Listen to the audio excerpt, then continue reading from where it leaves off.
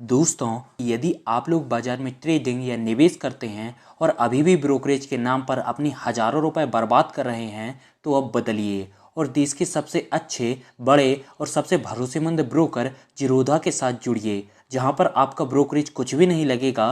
Brokerage लगेगा तो सिर्फ इंट्राडे ट्रेड में, वह भी सिर्फ 20 रुपए। अकाउंट ओपनिंग की लिंक डिस्क्रिप्शन में है, जाइए और लिंक पर क्लिक करके जिरोधा में अपना अकाउंट ओपन कराइए। स्टॉक्स बताइए रुचित, आपके पिक्स मंडे के लिए। क्योंकि एक मिड कैप स्टॉक्स में आउट परफॉर्मेंस है, तो मेरे दोनों ही स्टॉक्स मिड कैप स्पेस में से है। पहला है इक्विटास, जहां पे खरीदारी की सलाह है। आज स्टॉक ने कंसोलिडेशन फेज से ब्रेकआउट के साइंस दिए हैं।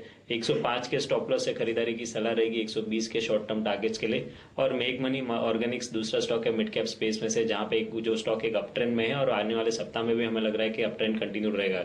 यहाँ पे 60 रुपए के स्टॉप लॉस से खरीदारी की जा सकती है 73 के टारगेट्स के लिए। ठीक है, 73 के टारगेट्स के लिए बाय करने की सलाह है मेघमानी ऑर्गेनिक, साथ ही इक्विटास में पोजीशंस खरीदारी की तरफ बनाए। अब चलते हैं यतिन के पास और जान लेते हैं डीलिंग रूम का हाल। बताइए यतिन, क्या बज़ है डीलिंग रूम में, किन स्टॉक्स पर फोकस है? देखिए, अगले हफ्ते जो ट्रेडिंग सेशन होगा बहुत ही क्रूशल होगा। हम बजट में जा रहे हैं तो करीब 5 ट्रेडिंग सेशन बचे हुए हैं, लेकिन इन 5 ट्रेडिंग सेशंस में ध्यान जा रहा है कोटक महिंद्रा बैंक पे। और यहाँ डीलिंग रूम्स की अगर आप माने तो यहाँ जो पॉजिटिव मोमेंटम हमको बनता हुआ दिखाई दिया आज के सत्र में, वो कंटिन्यू रह सकता है। और डीलिंग रूम्स की अगर आप माने तो इस स्तर से भी काफ़ी अच्छा उछाल आ सकता है। रिजल्ट्स के बाद हमने देखा करीब 100 से 125 रुपये की यहाँ गिरावट आई, लेकिन डीलिंग रूम्स का मानना ये है कि जो सपोर्ट ले रहा है स्टॉक, और आज जिस हिसाब से वॉल्यूम्स हुए हैं और ओपन इंटरेस्ट का एडिशन हुआ है, यहाँ तेज़ी बनी रह सकती है। इसके अलावा टाइटन पे भी ध्यान दीजिए। यहाँ भी हमने देखा है कि 200 दिन के मूविंग एवरेज से यहाँ अच्छा उछाल आया है और आज के वॉल्यूम्स भी करीब 50% ज़्यादा थे अपने एक वीक के एवरेज से। तो टाइटन में भी डीलिंग रूम्स की खरीदारी की राय है।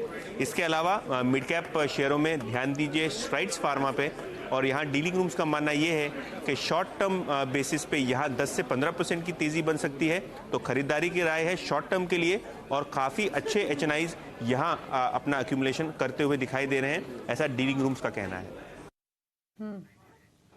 तो ये 3 स्टॉक्स बताए हैं यतिन ने। और कोटक महिंद्रा बैंक पर तो रुचित आपने व्यू दिया है ऑलरेडी कि नई पोजीशंस नहीं बनानी है, बल्कि तेजी की पोजीशंस होल्ड कर सकते हैं। लेकिन क्विकली एक आउटलुक आपका टाइटन पर।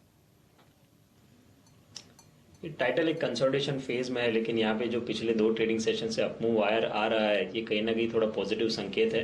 तो एक फॉलोअप मूव देखना होगा सोमवार को। अगर फॉलोअप अपमूव रहता है तो फिर एक खरीदारी की सलाह रहेगी, लेकिन फिलहाल मेरी सलाह रहेगी कि एग्जिस्टिंग पोजीशंस को होल्ड करे 1200 के स्टॉप लॉस से।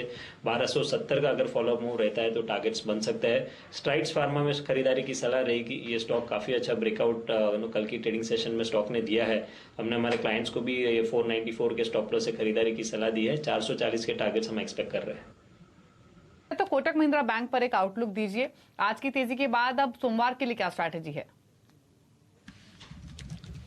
कोटक महिंद्रा बैंक में हमने कंसोलिडेशन फेज लगभग आई थिंक ऑलमोस्ट पिछले 3 महीने से देखा है, और ये consolidation phase long term charts पे एक टाइम वाइज करेक्शन है अप ट्रेंड का। तो यहाँ पे रिस्क रिवॉर्ड रेशो इतने फेवरेबल नहीं है कि फ्रेश लॉन्ग पोजीशन में कोई बड़े मूव्स मिलेंगे। ऑलरेडी हमने आज की ट्रेडिंग सेशन में नीचे 1580 से 1650 का मूव देख चुका है। तो यहाँ पे मैं फ्रेश ट्रेड की सलाह नहीं दूंगा, लेकिन हाँ, किसी के पास अगर एग्जिस्टिंग पोजीशन है तो क्योंकि ब्रॉडर या लॉन्ग टर्म ट्रेंड अप है, तो 1575 जो अभी स्टॉक का सपोर्ट है वो स्टॉप लॉस रख के एग्जिस्टिंग पोजीशंस को होल्ड कर सकते हैं। ठीक है, नई पोजीशंस नहीं बनानी है, तेजी की पोजीशंस होल्ड करनी है। क्विकली एक राय आईसीआईसीआई बैंक पर भी नतीजों से पहले 1.5% चढ़ा है ये स्टॉक आज के सत्र में। कल नंबर्स आने हैं रुचित, नंबर स्ट्रॉन्ग एक्सपेक्टेड है, स्पेशली प्रॉफिटेबिलिटी के फ्रंट पर एसआर रिकवरी का एडवांटेज इनको मिलेगा। लेकिन अगर नंबर्स अच्छे आते हैं तो ये अपमूव कितना कंटिन्यू हो सकता है, कितना ऊपर जाने की पॉसिबिलिटी, और नीचे सपोर्ट कहां है? पहले बैंकिंग स्पेस में हम देखते हैं कि जब भी बैंक निफ्टी में अप ट्रेंड होता है तो आईसीआईसीआई बैंक ऑलवेज एक आउट परफॉर्मर रहता है, और अभी भी ये स्टॉक का ट्रेंड काफी पॉजिटिव है। अप मूव्स में जैसे वॉल्यूम्स होते हैं वैसे करेक्शंस पे ज्यादा वॉल्यूम्स इस स्टॉक में नहीं हो रहे, जो एक काफी अच्छी साइन है।